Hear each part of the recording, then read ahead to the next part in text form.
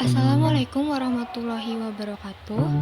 Perkenalkan, nama saya Prisma Ayu Holiviana. Di sini untuk memenuhi tugas mata kuliah Pendidikan Kewarganegaraan, saya akan sedikit membahas tentang materi penegakan hukum yang berkeadilan.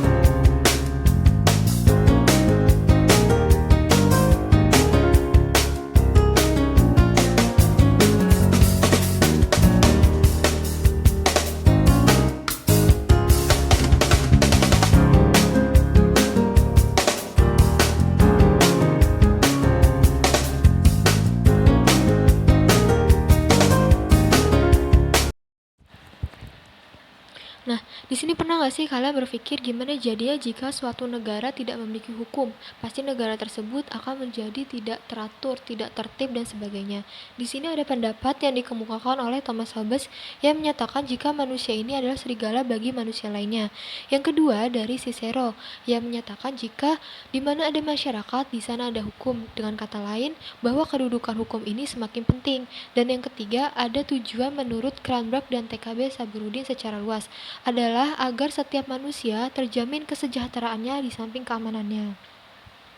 Lalu tujuan negara Republik Indonesia sendiri ini dapat kita temukan pada pembukaan Undang-Undang Dasar 1945, yakni pada alinea keempat yang berbunyi untuk membentuk suatu pemerintahan negara Indonesia yang melindungi segenap bangsa Indonesia dan seluruh tumpah darah Indonesia, dan untuk memajukan kesejahteraan umum, mencerdaskan kehidupan bangsa, dan ikut melaksanakan ketertiban dunia yang berdasarkan kemerdekaan, perdamaian abadi, dan keadilan sosial.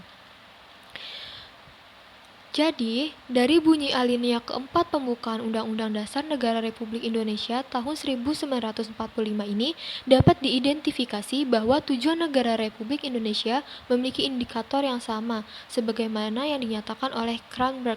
Yang pertama, melindungi segenap bangsa Indonesia dan seluruh tumpah darah Indonesia. Yang kedua, memajukan kesejahteraan umum. Yang ketiga, mencerdaskan kehidupan bangsa. Dan yang terakhir, ikut melaksanakan ketertiban dunia yang berdasarkan kemerdekaan, perdamaian abadi, dan keadilan sosial. Lalu bagaimana tujuan negara ini dilaksanakan atau ditegakkan?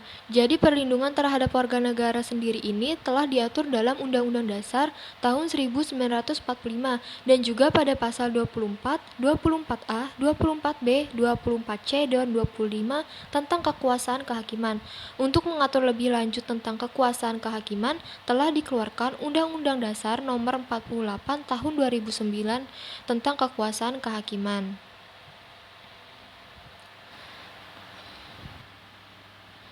Negara kita telah memiliki lembaga peradilan yang diatur dalam Undang-Undang Dasar tentang Mahkamah Agung, Komisi Yudisial, dan Mahkamah Konstitusi. Selain lembaga negara tersebut, dalam Undang-Undang juga diatur pula badan-badan lain yang diatur dalam Undang-Undang. Tentang Mahkamah Agung, Komisi Yudisial, dan Mahkamah Konstitusi ini lebih lanjut diatur dalam Undang-Undang Nomor 48 Tahun 2009 tentang kekuasaan kehakiman. Nah, kalian bisa lihat dan perhatikan apa aja yang dimaksud dengan ketiga lembaga tersebut pada pasal 1 ayat 2, 3, dan juga 4. Lalu bagaimana badan-badan peradilan lainnya dalam menegakkan hukum dan keadilan? Di sini, dalam teori tujuan negara, pada umumnya ada 4 fungsi negara yang dianut negara-negara di dunia untuk mewujudkan adanya kepastian hukum, yakni sebagai berikut. Yang pertama, melaksanakan penertiban dan keamanan. Lalu yang kedua, mengusahakan kesejahteraan dan kemakmuran rakyatnya. Yang ketiga, pertahanan. Dan yang keempat, menegakkan keadilan. Nah, kemudian siapakah atau apakah lembaga atau badan kekuasaan yang merdeka untuk menyelenggarakan peradilan guna menegakkan hukum dan keadilan? Jadi, agar negara dapat melaksanakan tugas dalam bidang ketertiban dan perlindungan warga negara, maka disusunlah peraturan-peraturan yang disebut peraturan hukum. Peraturan hukum mengatur hubungan antara manusia yang satu dengan manusia lainnya.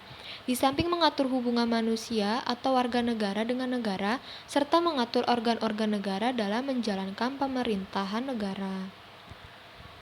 Ada 2 pembagian besar hukum. Yang pertama hukum privat, yaitu hukum yang mengatur hubungan antar manusia individu yang menyangkut kepentingan pribadi. Yang kedua hukum publik, ialah hukum yang mengatur hubungan antara negara dengan organ negara atau hubungan negara dengan perseorangan yang menyangkut kepentingan umum. Peraturan-peraturan hukum ini harus dilaksanakan dan ditegakkan dalam kehidupan bermasyarakat. Apabila segala tindakan pemerintah atau aparatur berwajib menjalankan tugas sesuai dengan hukum atau dilandasi oleh hukum yang berlaku, maka negara tersebut disebut negara hukum. Gustav Bradford, seorang ahli filsafat Jerman, menyatakan bahwa untuk menegakkan hukum ada 3 unsur yang selalu harus diperhatikan. Yang pertama, keadilan. Artinya bahwa dalam pelaksanaan hukum, para aparat penegak hukum harus bersikap adil. Yang kedua, kemanfaatan. Hukum harus bermanfaat bagi manusia. Dan yang ketiga, ada kepastian hukum. Adanya kepastian hukum memungkinkan seseorang akan dapat memperoleh sesuatu yang diharapkan.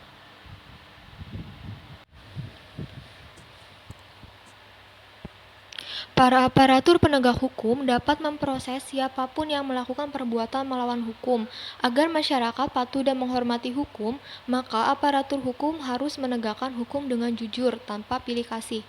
Dalam upaya mewujudkan sistem hukum nasional yang bersumber pada Pancasila dan Undang-Undang Dasar, bukan hanya diperlukan pembaharuan materi hukum, tetapi yang lebih penting adalah pembinaan aparatur hukumnya sebagai penegak hukum. Dengan cara demikian, akan terbentuk perilaku warga negara yang menjunjung tinggi hukum serta taat pada hukum. Yang pertama ada lembaga penegak hukum. Untuk menjalankan hukum, maka dibentuk beberapa lembaga aparat penegak hukum. Yang pertama kepolisian yang bertugas memelihara keamanan dan ketertiban di dalam negeri. Yang kedua kejaksaan adalah lembaga pemerintahan yang melaksanakan kekuasaan di bidang penuntutan. Yang ketiga kehakiman merupakan suatu lembaga yang diberi kekuasaan untuk mengadili. Lalu ada lembaga peradilan. Penyelesaian perbuatan-perbuatan yang melawan hukum dapat dilakukan dalam berbagai badan peradilan. Yang pertama peradilan agama, peradilan militer, peradilan tata usaha negara, dan peradilan umum. Untuk menyelesaikan perkara-perkara yang termasuk wewenang peradilan umum digunakan beberapa tingkat atau badan pengadilan. Yang pertama, pengadilan negeri yang berfungsi memeriksa dan memutuskan serta menyelesaikan perkara dalam tingkat pertama. Yang kedua, ada pengadilan tinggi adalah pengadilan banding yang mengadili lagi pada tingkat kedua.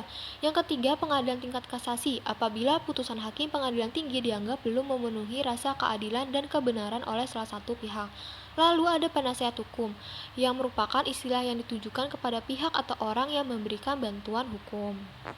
Pada subbab ini, persoalannya penegakan hukum di Indonesia dipandang masih lemah. Dalam beberapa kasus, masyarakat dihadapkan pada ketidakpastian hukum. Rasa keadilan masyarakat pun belum sesuai dengan harapan. Di era globalisasi yang penuh dengan iklim materialisme, banyak tantangan yang dihadapi oleh aparat penegak hukum. Mereka harus memiliki sikap baja, akhlak mulia, dan karakter yang kuat dalam menjalankan tugas. Selain itu, pemerintah perlu melakukan upaya preventif dalam mendidik warga negara termasuk melakukan pembinaan kepada semua aparatur negara secara terus-menerus. Yang keempat, mendeskripsikan esensi dan urgensi penegakan hukum yang berkeadilan di Indonesia. Penegakan hukum bertujuan untuk mewujudkan peraturan hukum demi terciptanya ketertiban dan keadilan masyarakat. Apa yang tertera dalam peraturan hukum sejatinya dapat terwujud dalam proses pelaksanaan atau penegakan hukum di masyarakat. Dengan kata lain, penegakan hukum pada dasarnya bertujuan untuk meningkatkan ketertiban dan kepastian hukum dalam masyarakat, sehingga masyarakat merasa memperoleh perlindungan akan hak-hak dan kewajibannya.